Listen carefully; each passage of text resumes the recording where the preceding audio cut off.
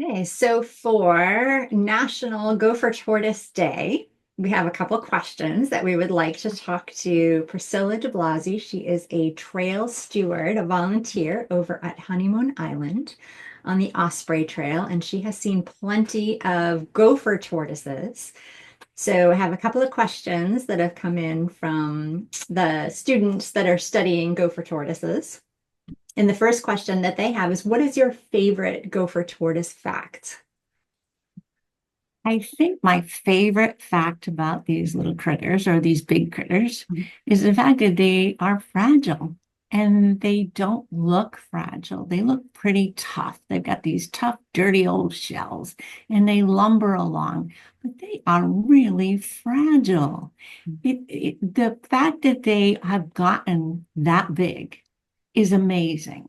Because when they start out as little eggs, only 5 or 10 little eggs on the outside of their burrow, their chances of surviving 1 year is like 1%. 1%. And then it takes them 7 years to get a shell that's hard. That fact alone, they're amazing critters. And the ones that do make it have a great lifespan, though, right? They live for a long time. They do. Once they get protected with their shell, they could live up to 60 years out in the wild. So that's a pretty long time.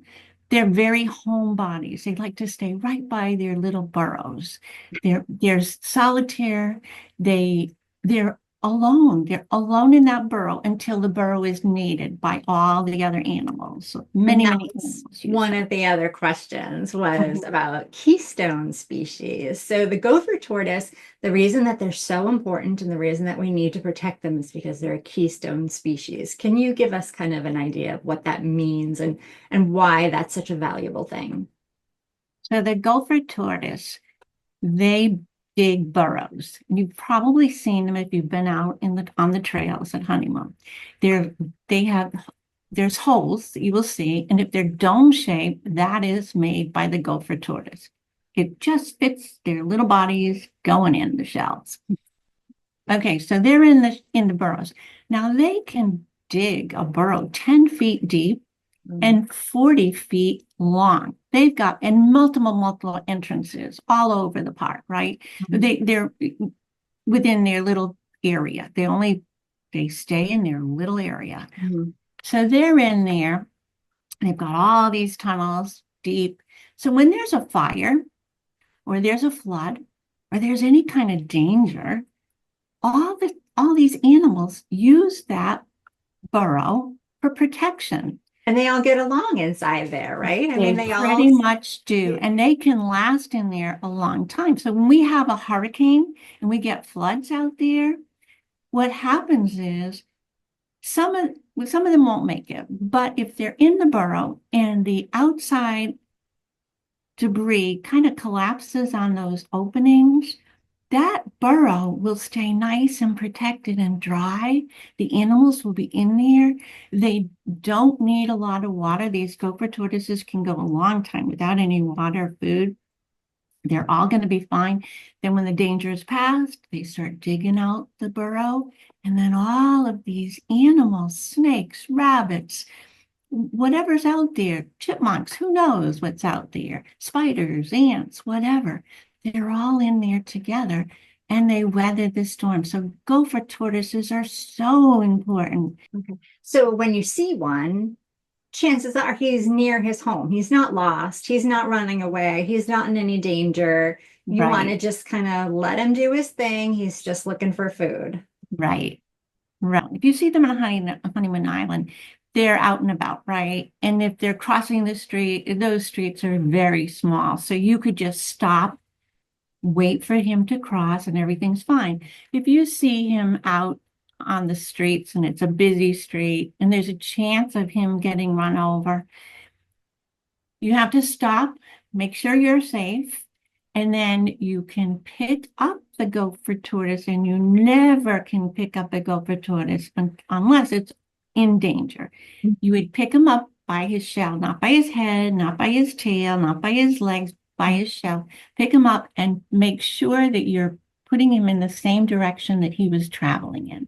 So if he Just get was him out going of the way. across the road in one direction, you're bringing him to that same direction. That same, not to any place else. And don't bring him to water. He does not want to be in water. They do not swim. So they're land tortoises, and they like the same And they don't direction. want like a cup of water. They're not thirsty. They get their water from plants and foliage Plants, and fruit. fruit, berries, and they can go a long time without any water at all. They're and food. They can go without food for a long time. They're perfectly fine. Mhm. Leave them be. And if you see them, if he's not safe, if he's damaged, if he's hurt, there are numbers, and I think we're going to post them, right? And it's the Florida Wildlife. They're can take care of these animals. We have one on the island right now, and his name is Crash. And Oh, he was taken in because he was hurt, and they fixed him all up. And you can tell he's a little damaged, but that's why his name is Crash, and he survived. Somebody called the Florida Wildlife, and they helped him. any other facts that you can share that you found interesting while you've been studying the tortoise or coming across them? Well, the one thing that I do know, when you see gopher tortoises, you'll see them in the sun in the wintertime when it's cold out. They like the warmth, right? And their burrow is the perfect temperature down there. So in the heat of the summer, they're not going to come out and use that sun. They're going to be in that hole. So if you want to see a gopher tortoise in the summertime, get out early. When it's cool out, they'll be out sunning themselves. But they like the warmth. They like a very moderate temperature. And that's what it is down there for those guys. Well, thank you so much for sharing your tortoise stories. Well, I'm so glad we had Gopher Tortoise Day that we could do this.